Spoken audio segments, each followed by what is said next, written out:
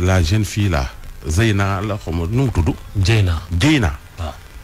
Dieyna ñu revue de presse. Dieyna Baldé. xam nga lu mu def. déedéet. am na daal lu journaux yi bind. Dieyna dafa yëg doon génn ak benn booy xaw ma day rap xaw ma booy ko sant fa. mooy Bril Fight. daanaka kër ndaw waa ji la dëkkoon daanaka. moom kan Dieyna. waaw mu yor caabi.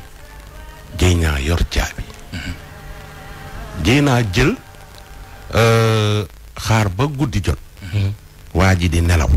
mu wax frère am boobu nga xam ne ñu moo àndoon ak kii ba ñuy filmer grand bi yor grand Diop.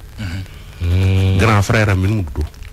Alpha xawma Ali Balde wala Ali waaw côté genre yooyu. moo Ali ànd ak beneen xaritam. ñëw ñu sàcc ñaari téléphone iPhone Pro Max waa ji. caabi oto Chrysler am. xam nga yóbbu ko wa mu wàcc jox ko frère am bi woowu frère am bi dem. Dieyna ñëwaat tëdd di nelaw. waa ji yow gis ni sàcc nañ ko te daajuwuñu buntu tojuñu dara. waa ji xëy suba ñi ndaw si ni ko man sax sama portable dañ koo sàccaale moom Dieyna. waa ji dem jëndal ko téléphone. mais porté gul woon plainte. xam nga fan la ko waa ji porté plainte. dafa jékki-jékki di jot ay menaces. Dieyna ak frère am boobu.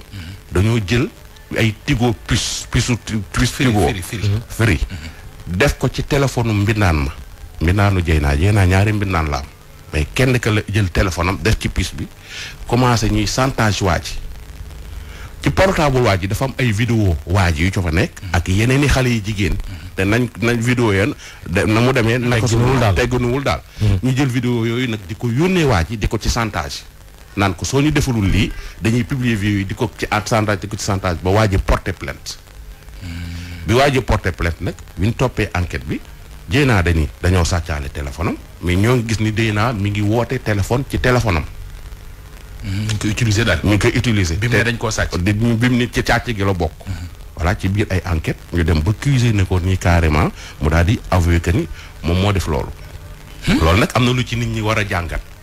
moo tax samam xel day ñaaw. ca la xewoon bu ñu arrêté tuuti. xamu la. xam naa ba Dieyna ak frère am bi. ñoo def lii waa ji. Dieyna ak frère am bi ñoo amoon problème ak Diop Iseg. li ci def nag da ngay bàyyi nit ñi ñu xalaatal seen bopp. ak yoon foofu ak yoon affaire yi ni naka lay mujje mais Dieyna ak kii nga xam ne moo ko yóbbu ñoom ñaar ñoo bokkoon dëkk ci benn kër ku ne yor caabi faram la woon daal. li ci gën a garaaw.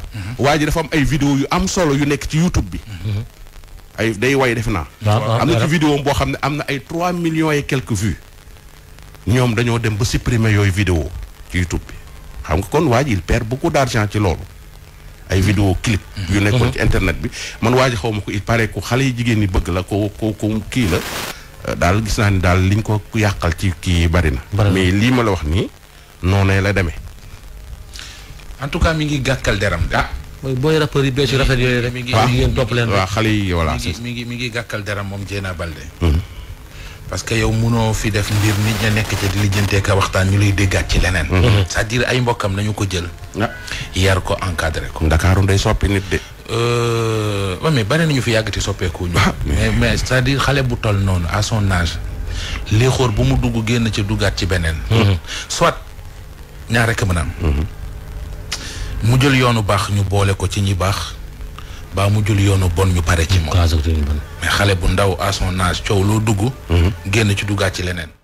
bu tayee nga ne sama moromu bàyyi ma violé suba nga ne sama morom maa ma ëmbal gannaaw suba nga ne damay concubine ak benn rappeur gannaawaat suba ñu ne ma nga ñu garde à vue à la limite doo xam sax. lu muy niru. na ko ay mbokkam jël yar ko. encadré parce que lii ñu koy tudd bu dee lu am la rafetul bu dee lu amul la rafetul.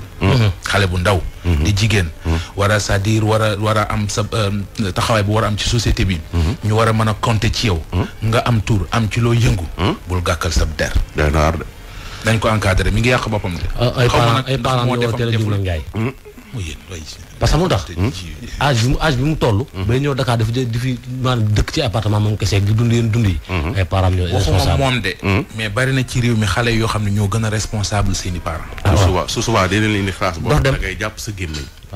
réew mi daal jàppati mais dëkk bii man de dëkk bi waaru. mais nañ ko encadré appartement yi war nañu def immeuble bu ne benn alkaati taxaw fa.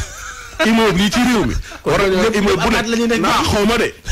takk der yi war na leen a yokk immeuble bu ne Sénégal rek war nañoo jël benn gendarme wala benn policier teg ci bunt bi. Njaay waa ji li ko dal ca dëkk bële.